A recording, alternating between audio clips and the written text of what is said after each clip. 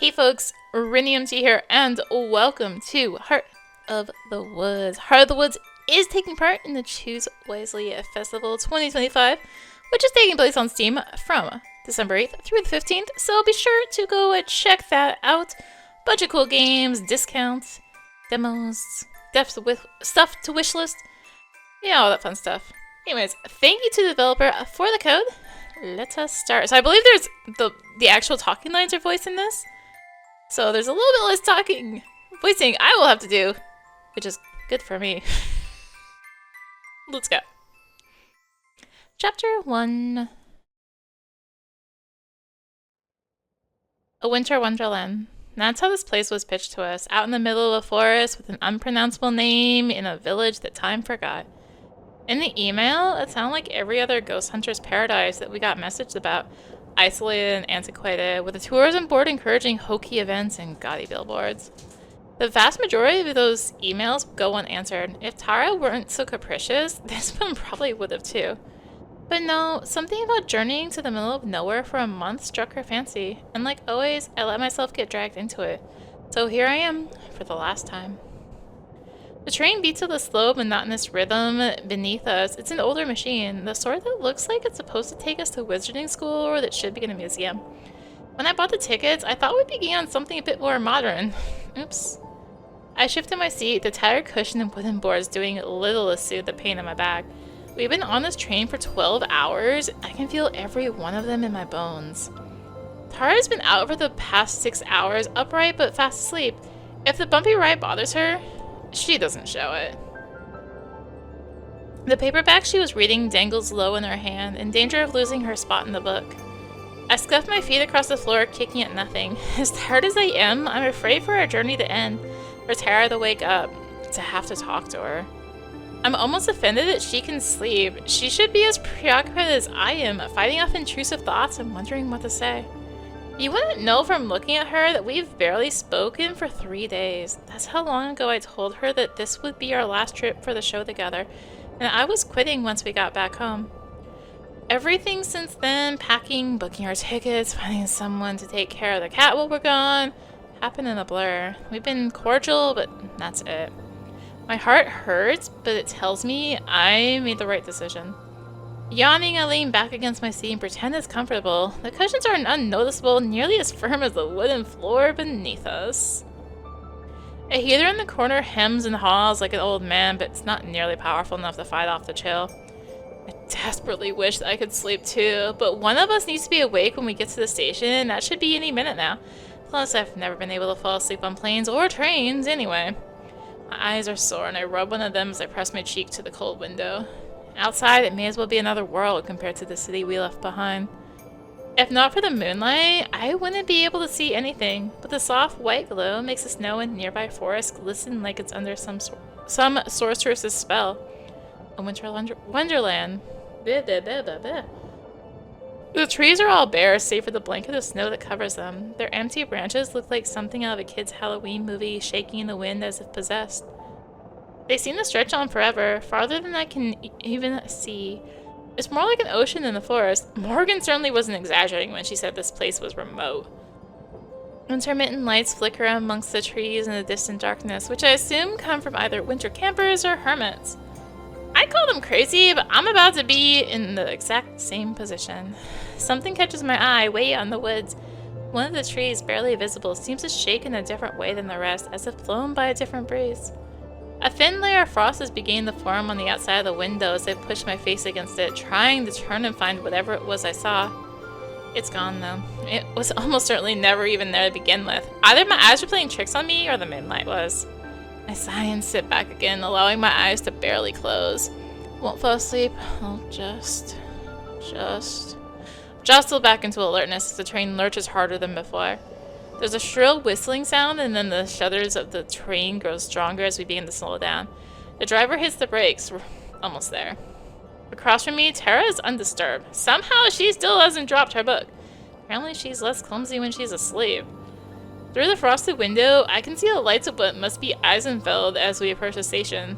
There are few and far between, like scattered stars. The buildings appear to be placed sporadically, nestled on and around the hill. As we round the bend, the village goes out of sight once more. I can't really put this off any longer. I lean over and shake Tara's shoulder. Hey, wake up. We're almost there. Without opening her eyes, Tara mumbles a response. How close is almost? Seriously? I don't know. Couple minutes? Okay, I'm getting up. She isn't getting up. I mean it. If you sleep through the stop, we're just going to... I'm up, Mads. She finally opens her eyes. I cut off the end of my sentence, not sure if I was serious or not. We're not even there yet, we're already snappy. God, I wish I could sleep just a little longer, I told myself. You excited? Little bit. Lie. You? Kinda nervous still. What is there to be nervous about? We've done this 1,000 times. Yeah, well, this isn't like those other 1,000 times. And you know that. She shrugs again, not meeting my eyes. I don't know, Maddie. I'm sorry. Let's chill. Yeah, sorry. We lapsed into silence. At least when she was asleep, it wasn't awkward. I just want off of this train. I want to be distracted by going to the cabin and taking in the new sights. Any minute now? Hey, listen. Yeah? I know you're, like, not super thrilled to be here. She pauses, likely hoping for me to disagree. I don't. But let's just be cool, okay? Let's just try and have a good time. I breathe a deep sigh and let it out slowly. She's right. I'm committed to this trip. I can at least make it easy on myself. Yeah, okay. Sorry for getting bitchy. I'm tired. I feel ya. Hey, how do I look? Like you just slept for 6 hours on a train. That bad, huh? She messes with her hair in some attempt to improve its state. The results are unnoticeable at best. Hopefully it's good enough for Morgan... Fisher. Morgan Fisher. If she's meeting her online hero or whatever, then I doubt she'll care that your hair's a mess. God, I hope not. I don't want to end up on some fashion faux pas vid. For real though, if she's super fangirly, then let's just let her get it out of her system and hopefully she won't make things weird later. Making things get weird later is kind of our specialty though. Yeah, true. But hey, it got us to 250,000 subs, so like, we must have been doing something right. I just nod. I still can't help but fix on how everything she says is past tense. It's over after this. It's fully my decision. All I have to do is say the words and things will go back to normal. I doubt Tara would ever bring it up again if I asked her not to. Be so easy. Part of the woods.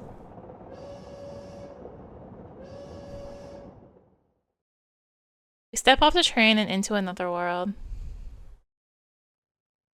A frigid wind saps the heat from my body almost immediately, as if it had been waiting until we arrived to pelt us until our skin felt like it was burning.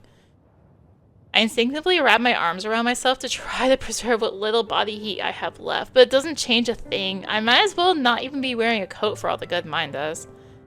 Nice as it is to have the moon keeping things from being completely pitch black, I could really go for some cloud cover right now. Anything to keep some warmth around us. Tara doesn't even notice the cold. Armed with nothing but her signature jacket, she seems immune to the chill. She oohs and ahs all over the rustic train platform like there might be a ghost hiding in the rafters.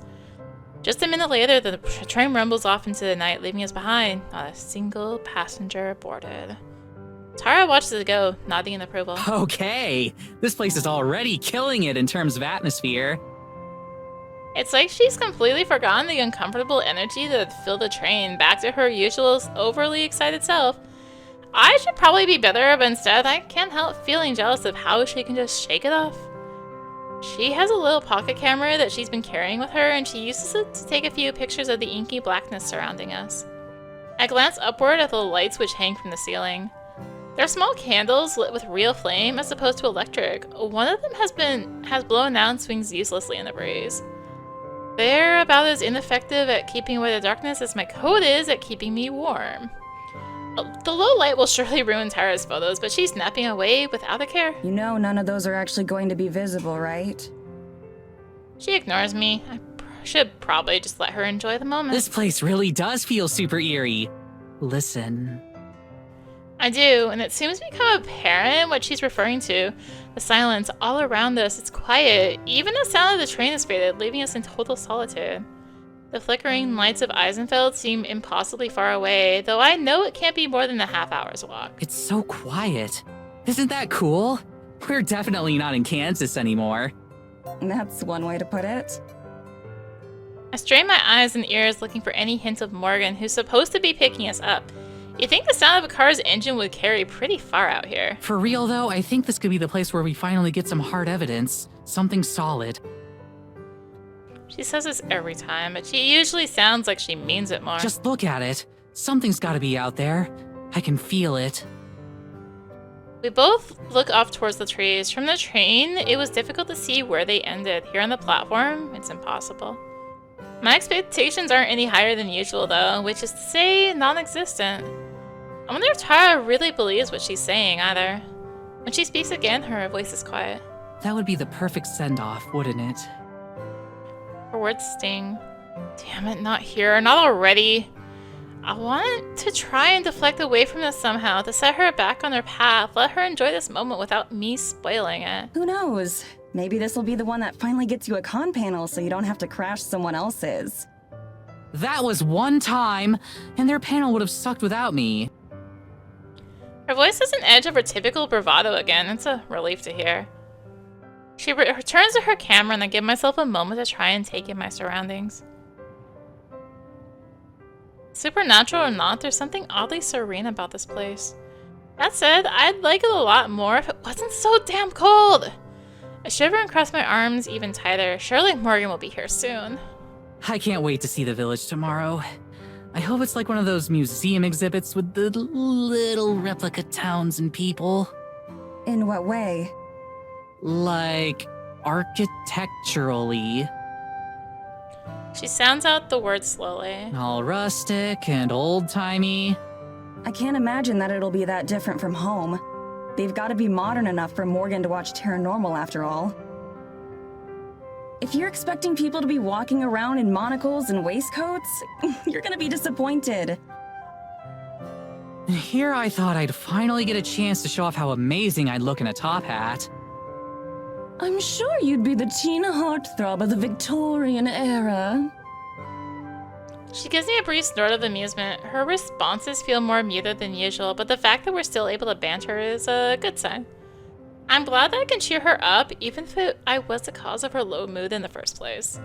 However, after a moment, she looks back at me. Her expression is serious for once. Okay, so about Morgan. Like I said before, let's give her a chance to get all the excitement out of the way first. We should be nice and friendly, but let's try to keep it professional. I never thought I'd hear you, of all people, say that. I find myself flashing back to all the unprofessional situations I've had to extricate Tara from, ranging from bad one-night stands to actual police custody. There are a lot of ways I could describe Tara, but professional is definitely not one of them. Hey, I usually make a good first impression. It's just the second impression and beyond that you've got to watch out for. I laugh out loud at that, and I catch her smirking before she looks away. She can play it cool all she wants, but I can tell from the way she's bouncing up and down that she's undeniably excited for this fangirling she mentioned. It's usually one of her favorite parts. I'm sure a little ego boost will go a long way right about now. I can feel myself hopping back and forth slightly as well, but that's more of a way of a desire to keep my blood flowing. Thankfully, it isn't too long before I can see the silhouette of someone approaching through the storm. Oh, thank God. It's gotta be her, right? Given that we're the only people out here, I really hope so. As the girl gets closer, she gets easier to see. She's not exactly an imposing figure, but she moves with purpose. She's carrying a large thermos, which she raises in greeting as she approaches. I wave back. One of the first things I notice about her is that for some ungodly reason, she's not wearing a coat. All she's gotten to protect her from the frigid weather is what looks like a hand-knit sweater, much like Tara. Once she reaches the platform, she greets us with nothing more than a tired smile and a small nod. Not exactly the geeking out Tara was expecting. Hey there, you two. Sorry I'm late. Her voice is friendly but flat. She sounds like she hasn't slept in days. Tara looks a little bit taken aback by how subdued she is. Recovering quickly, she puts on her big celebrity grin. Oh, no worries. Are you Morgan? That's right. It's really nice to meet you, Tara. Morgan's smile does seem to grow warmer as she greets her, but her face quickly regains a neutral expression a moment later. I can see Tara's smile faltering as she realizes that this is clearly the maximum amount of geeking out this girl is capable of. To her credit, she recovers well. Likewise. Charmed, I'm sure. Okay, maybe not that well.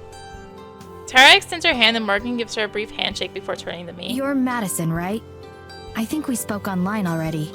Just Maddie is fine. Nice to meet you. She shakes my hand as well. It's a firm, friendly handshake that ends as quickly as it began. Before she continues, she takes another sip from her thermos. I find myself wishing for a cup of coffee, too. It really is nice to meet the two of you. I'm sure you receive a lot of invitations, so I'm glad you were interested in mine. Are you kidding? Remote village in the middle of a huge forest? There's no way I'd pass that up. I've heard all kinds of stories about the things you'll find in places like this. Hopefully not too many, or I won't have anything new for you. Oh, I'm sure you've got something I'll be interested in. Real smooth, Tara. So much for being professional. See Morgan's mouth twitch slightly at the comment. I can only hope it was something closer to a smile than the grimace. Tomorrow I can show you around the village. There isn't too much out of the ordinary there, but I'm sure you can find a few things that interest you. That would be wonderful. We can go sightseeing when Tara isn't off chasing spirits around in the woods. Morgan and I both smile. Tara flashes me a look of mock annoyance for the slight. That's probably eating her up that I've gotten more of a reaction of Morgan than she has. It's about a half-hour's carriage ride to the cabin if you guys want to head out. Do you need help with your bags at all? Tara lifts her bag, giving Morgan another shiny grin. I'm pretty sure I see her accidentally flex her arms, too. Don't even worry about it. I got this. Okay, cool. This way. As we follow her, I can see Tara pouting behind her. I've never seen the wind get taken out of her sails like that. At least that gives her another thing to think about besides my departure. Wait a second. Did she say carriage? No. Way. We're standing in front of an honest-to-God horse-drawn carriage. If it weren't for the little white puffs of breath coming from the horses' noses, I'd be willing to believe it was some sort of commemorative statue. This is so cool. Is it yours? It belongs to my family. Given that there aren't any roads through the woods, there isn't really a point to anyone out here owning a car. I move closer, examining the craftsmanship as best I can in the moonlight. The design is fairly bare bones, but a few flourishes here and there and some semi-ornate painted finishes make it clear that this was something built with love and care. Somehow I'm the only one who seems intrigued by our ride. Tara, come take a look at this. As I speak, I look back and see her standing completely still, as if the cold has her rooted to the spot. Give me a sec. I'm just taking in the view a bit. From a distance. She is trying to act nonchalant, but her wide eyes keep flicking up towards the horses. Her previously genuine grin has turned into a very nervous grimace. Slowly inching forward, she scoots further away from the horses as she approaches the carriage.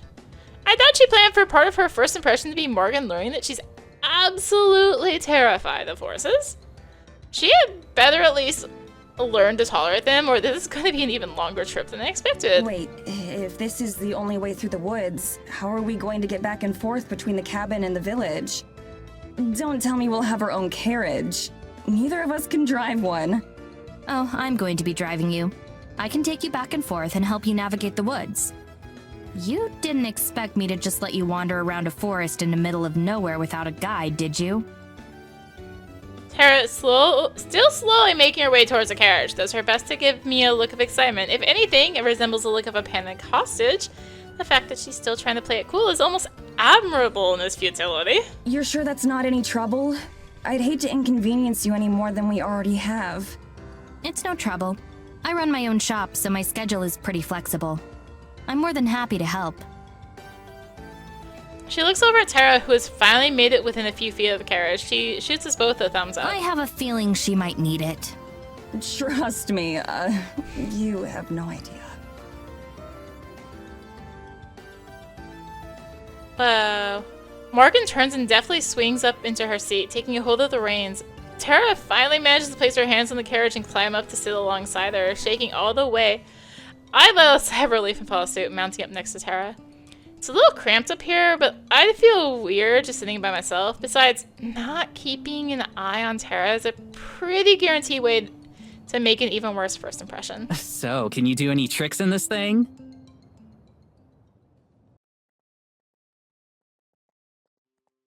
The path to the cabin turns out to be a complicated one. We've been making twists and turns through the trees for a few minutes, but Morgan seems to know exactly where she's going. Not even the dark can stand in their way. You can navigate through all this with just that little lantern? How can you see landmarks? Don't worry, I know these woods better than just about anything. Besides, the moonlight is more than enough for me. I can't help but feel embarrassed as I think about all the times I had to use my flashlight on my phone just to find something I dropped in the car. Definitely wouldn't last out here. Looking over, I can see Tara bouncing her leg, probably about to launch into a torrent of questions from Morgan. After that flubbed introduction, she's clearly a little less gung-ho than usual, but I know that won't stop her. As such, I should probably get my handling of the actual adult stuff out of the way quickly before it gets lost in the noise. Is there anything about the town or the people that we should know? Local customs, things to avoid saying, that sort of thing? There's a curfew at midnight. Oh, hold up. Morgan thinks about it for a moment silent. There's a curfew at midnight. Also, you're not supposed to go too far into the forest. I ignore both of those rules a lot. Most of the villagers tend to be sticklers about them, though. Great, so our host is a troublemaker. I guess that means Tara will be in good company. So, while we're on our way, could you maybe tell us about some of the specific supernatural occurrences you've seen here so far? Here she goes. Morgan sits up at the question. She looks over towards us and her eyes seem to lose a bit of their constant drowsiness. She's been waiting for this. Well, we have a lot of freak weather events. Strange storms that appear and disappear or are localized to certain parts of the forest in ways that shouldn't be possible. Tara nods solemnly, already totally enraptured in what Morgan is saying. Sometimes when I walk in the woods, I can see strange lights here and there, like tiny little stars inside the forest. I've never been able to get close to them, though. I raise an eyebrow, but don't say anything. We've had countless cases of strange lights before, all of which have ended up with an irrational explanation. That doesn't seem to dampen Tara's spirits, though. I start to drift off. This is more Tara's jurisdiction anyway, so I'm sure they can just wake me up when we get there. There's also my cat. Your cat is a supernatural occurrence? She can talk, so I'd say so. Her words snap me out of my trance. Looking over her, I expect to see her holding in a laugh or sporting some kind of mischievous grin, but her face is as serious as it's been since we arrived. Your cat can talk? Like, talk the way a human does? Yes, she's very well spoken, in fact. I try to hide a sigh. Weird weather and lights in the woods are ambiguous enough that we can play along with them. But every so often we get these blatantly fake claims too, like a talking cat. Tara, however, instantly perks up once her words sink in. She can't actually believe her, right? So, could we talk to her? She won't mind if I ask her a few questions, right? I was hoping you'd ask. I think you'll be very interested in what she has to say. The whole thing is clearly some kind of joke, but Tara's absolutely taken in. I can practically see the wheels turning in her head as she plans out her follow-up questions. That's never good. So, do you have any ideas about what could be causing it? Something in her diet, maybe? I don't think so. Have you been feeding her some kind of special Eisenfeld cat food? Can I try some? Okay, I think that's enough of that. When Tara starts talking about eating cat food, it's time for me to exercise a little diplomacy and move the conversation forward. Crazy or not, I think we should move on. So, what kind of things does she talk to you about? Just about our lives for the most part. I figure you'd be better off hearing it from her rather than me. I'm sure that'll be illuminating. I'll say, if there's something that paranormal in the village itself, you must have seen way crazier stuff in these woods. She starts to gesture as she talks, pointing back towards the village and swinging her arms around as she mentions the woods. Well, there's one pretty major thing, but you probably won't believe me. I wouldn't have come out here if I didn't believe you. Anything you have to say, I want to hear. I can't detect a hint of cynicism in her voice. Either she really believed this girl she just met has a talking cat, or she's giving a performance worthy of an Oscar. Are you sure? 110%. Lay it on me. She winks at her and flashes her finger guns back in celebrity mode. Tara is good at recovery with these things, but I've never seen her recover on this level with such speed. As I watch her lean in towards Morgan to make sure she catches her next statement, I realize another possible reason for her passionate response. If there's one thing she loves more than hearing strange stories, it's trying to impress a cute girl. Now things are starting to fall into place a bit more. Well, one of the main reasons I called you out here is I'm not sure if it has a name, but it's some kind of forest spirit. Spirit? Like a ghost or something? No, something physical. Some sort of massive creature, like the forest came to life. Okay, this is new. Even the crazier fans don't get this outlandish. Atara is absolutely eating it up. No matter what her reasoning is, I'm glad she's having a good time. Is there anything else you can tell me about it? Does it speak or anything? Have you managed to interact with it at all? Is it more kaiju-sized or more basketball player-sized? I've only seen it once, unfortunately, so I don't know too much about it. I've searched for it a number of times since, but without any results. Who knows? Maybe you two will have better luck than I have. That's what you're best at, isn't it? In terms of talents, I'd say it's certainly up there. Morgan's mouth turns up into a small but seemingly genuine smile, and her expression grows slightly less intimidating. I knew you'd believe me. Nobody else around here does. Can't imagine one. I feel a pang of guilt as that thought crosses my mind. As crazy as her story sounds, it can't possibly be easy feeling rejected in the community this isolated. No wonder she was so eager to bring us into the fold. So, how far away would you say we are from the cabin? We should be coming up on it any minute now. I'll help the two of you get situated and then head back. I'll be happy to tell you more about the spirit tomorrow. Thank God. Oh yeah, great. That's great. I'm exhausted. That much isn't a lie. All I want to do right now is pass out. We've passed the last of the houses that I can see, but the sparsely marked path continues on towards the forest. The last traces of civilization are behind us now. By any minute now? What exactly did you mean? I can't keep the biting tone entirely out of my voice. Just ahead. See?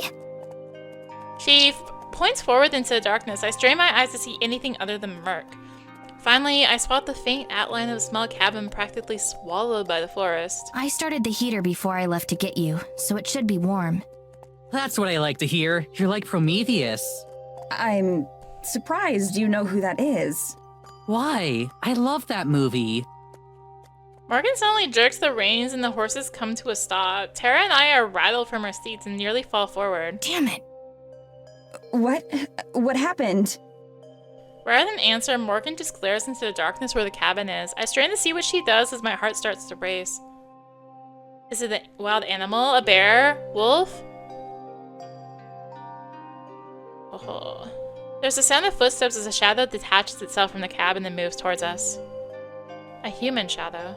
An older woman comes into view, stopping just at the edge of the lantern's light.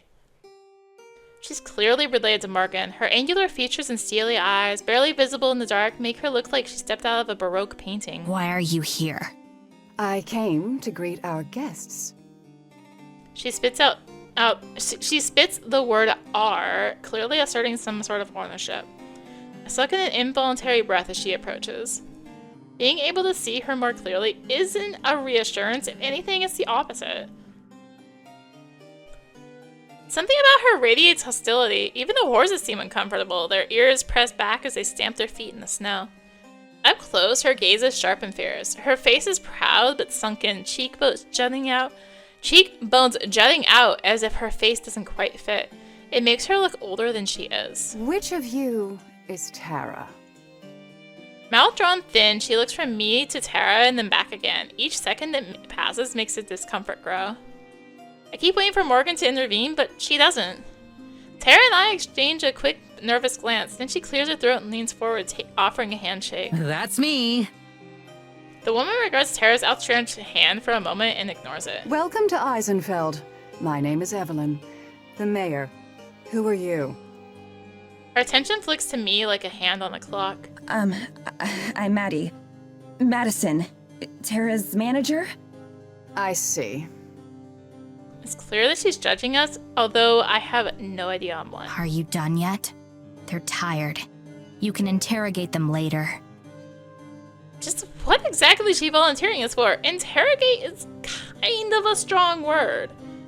Our host makes absolutely no effort to disguise the loathing in her voice. In a town as small as this one, I can't imagine that speaking to someone as important as the mayor like that is a good idea. Though Evelyn appears entirely unfazed. She remains in the middle of the trail, blocking our path. She and Morgan stare each other down while Tara and I sit in painfully uncomfortable silence. After at least a minute, the mayor finally steps out of the way and heads back up the way we came. We'll speak later.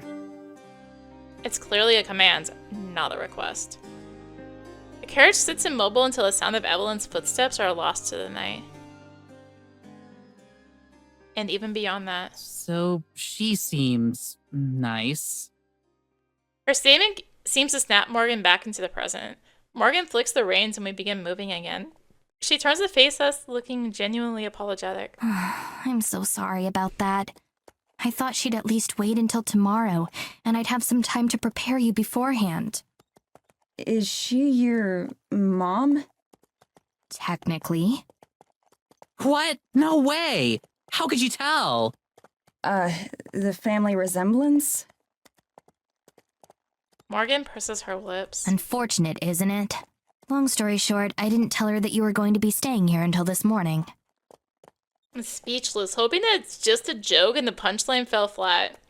But Morgan's clearly serious. For the second time in a handful of minutes, I'm wondering what we've gotten ourselves into.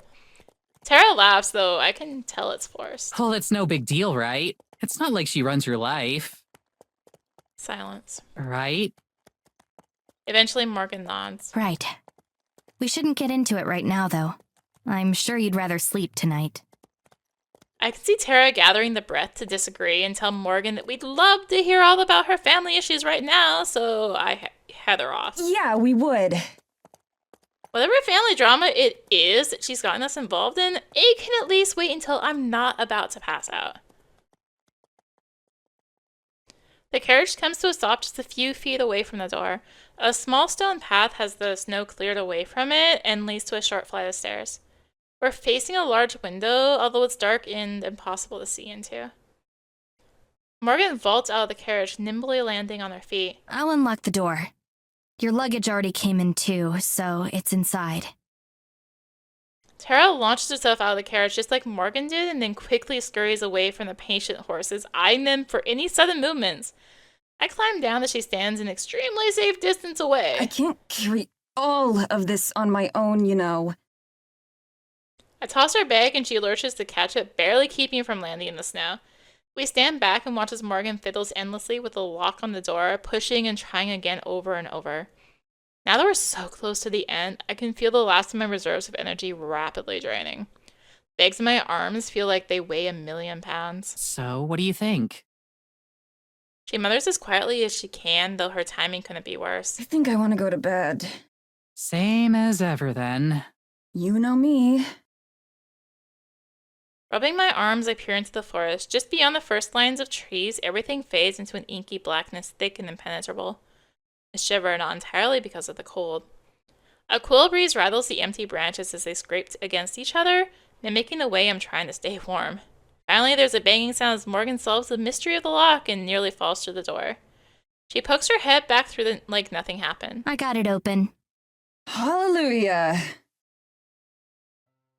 I haul my way inside and into the blessed warmth. It's been so long since we've been near a working heater. Small lamp on the side table casts a bit of light over the small room. Our luggage, as promised, is scattered haphazardly around the living room, just like home. Tara slips past me to bounce around and examine it all, her bags hurled as carelessly as I pulled them out of the carriage. Oh my god! Holy shit! This is so cool! There's nothing really out of the ordinary, so I just stand there and wait for her to get it all out of her system. Isn't this the coolest? It's like staying in a history museum. That's the kind of thing you'd usually treat like a punishment. Are you kidding me? I love history. We even did that whole series on the history of cryptids in the American Midwest. And I spent like 3 months on that special about Bigfoot's impact on the Great Depression. That's one of my favorite episodes. I had never heard of the theory that FDR was a cousin of Sasquatch. To be fair, I don't think FDR did either. Morgan laughs and I just roll my eyes. I mean the kind of history that actually happened. History is doomed to repeat itself, Mads. I don't even respond. That whole episode felt like the plot of an awful low-budget B-movie. Instead, I crossed the living area towards a tiny hallway with a pair of identical doors. These are the bedrooms? That's right. They're the same size, so there's not much of a difference. Guess I'll take this one then. I push open the closer door. Inside is just 4 walls with a bed, a shelf, and a small dresser. I drop my bag on the floor and roll my suitcase in. Tara lingers in the living room talking about the features of the cabin with Morgan. Suddenly I hear her yelp in pain or horror. I rush back out, knocking over my suitcase and nearly slamming into the door as I go. I half expect to see Morgan holding a bloody knife or something, but instead Tara is just holding her phone. What happened? A tragedy. Actually, worse, the apocalypse. Check out your phone. I do as she says, expecting a news article or an alert or something, but there's nothing. What? I don't have anything. Exactly. No service out here. I check. Sure enough, she's right. There isn't the barest trace of a signal at all. What about Wi-Fi? I assume we have that, right? Technically. Oh no. I stocked up on books and downloaded a bunch of new films before we left, since I wasn't expecting to have much connection out here anyway. I'm willing to bet the thought never even crossed Tara's mind. Good thing I packed a few books I think she'll like too. Tara glumly pockets her phone again as Morgan gives us a small smile. Let me give you the quick tour. I don't think it's entirely necessary since we can see everything ourselves, but I don't stop her. This is the kitchen. There's a stove and an oven. The stove is somewhat picky and doesn't always like to work. Actually, I guess it's the same for the oven. Don't worry, I don't know how to cook anyway. Over here is the fireplace. I can show you how to chop firewood sometime if you'd like. I think I might pass on that one. This is the couch. You can also sleep on it if you'd like. It doesn't unfold into a bed or anything, but I sometimes come here and sleep on it anyway. That doesn't even surprise me. The Wi-Fi password is on a note by the phone. So is my phone number, so you can reach me anytime. Do you have any questions? I shake my head and look at Tara, who does the same. I think we're good. Thanks for all your help tonight, Morgan. It was my pleasure. Again, I can't thank you enough for coming all the way out here. I'll be sure to make it worth your time. I'm sure. Can't wait to get started. Me either. But I should probably be going for tonight. I've kept you up long enough as it is. She heads out the front door, waving goodbye. Night, Morgan. Thanks again. Good night. Through the large window, we can see she starts to make her way down the path. I'm gonna go to bed too. Yeah, same. We switch out the lamp as we head to our respective rooms. Tara grabs her bags from the floor where she tossed them. All right, see you in the morning then? Yeah, night. I shut the door behind me and she does the same. I sway like a zombie as I stalk towards my bed. It takes the last of my strength to dig my pajamas out of my suitcase and change. There's a window here that looks straight out into the forest. The first thing I do is pull the curtains shut. Crawling into bed, I face away from the window and pull the blanket up to my chin. It's heavy and warm. I wrap it around myself like a burrito. The bed is firmer than I'm used to and the pillow thinner. There are like 3 other blankets though, so I ball one of them up and use it as a second pillow. As I try to get comfortable, my thoughts start to drift off. A detached part of me is glad that the timing worked out well enough to avoid jet lag. And in all, aside from the Wi-Fi, this is pretty nice as far as accommodations go, especially since we're not paying for it. Seems strange that Morgan would come all the way out here just to take naps sometimes, but I can already tell that most of what Morgan does would be considered strange. Strange but harmless. Strange but harmless, I don't mind, but when I think of her mother, the mayor, a chill runs down my spine and I bundle myself even more tightly in the blankets. I should give her a second chance, though, especially if she didn't have any warning about her arrival. Stands to reason that she'd be annoyed at Morgan renting out her family's cabin like that. When I think of it that way, her reaction seems pretty justified. I'll just be extra polite to her next time we meet. Hopefully it isn't an interrogation like Morgan said. That was probably just her being dramatic. I yawn. Wishing sleep would come faster. I expected to be out before my head even hit the pillow, not lying here with my thoughts racing.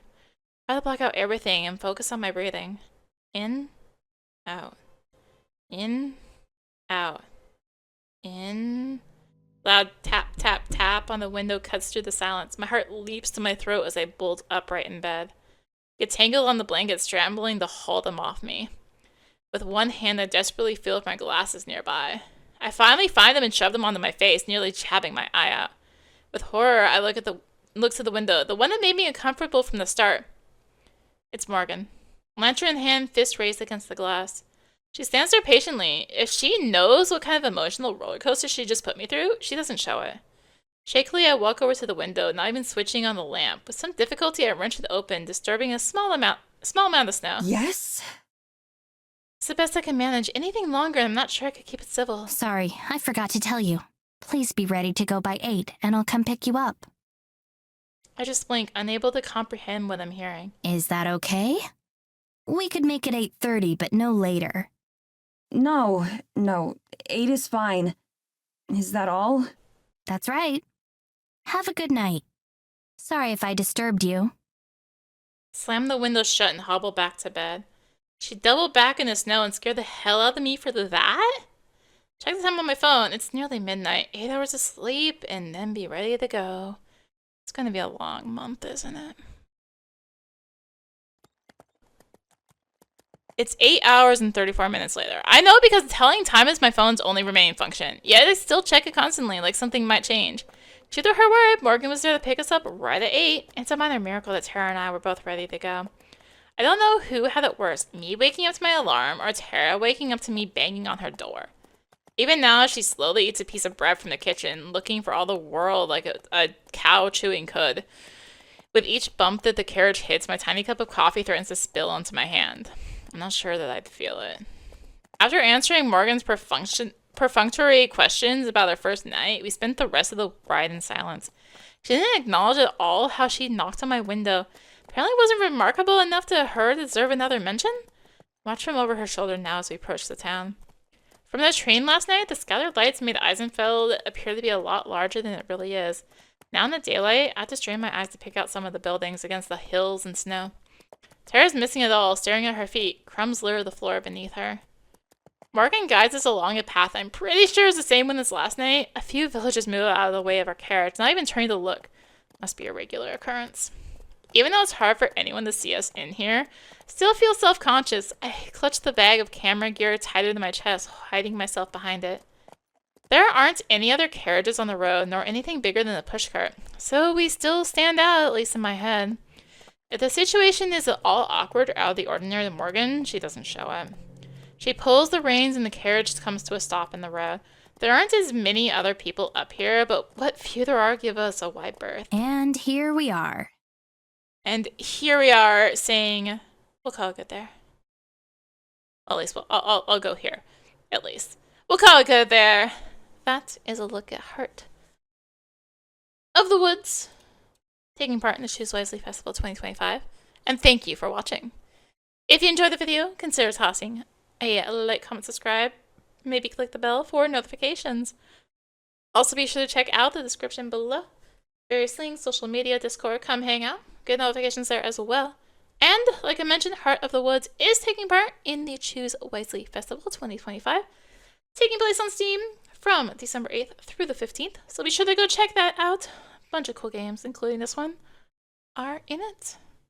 So yeah, thank you again for watching, and until next time, this is rinimt signing out. Bye!